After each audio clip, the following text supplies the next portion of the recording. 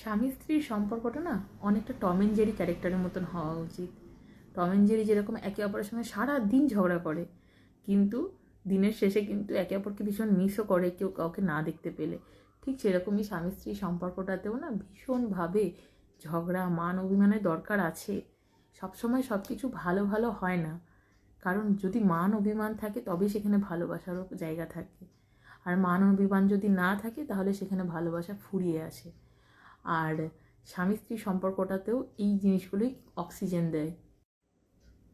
স্বামী স্ত্রীর সম্পর্কটা না অনেকটা টম অ্যান্ড জেরি ক্যারেক্টারের মতন হওয়া উচিত।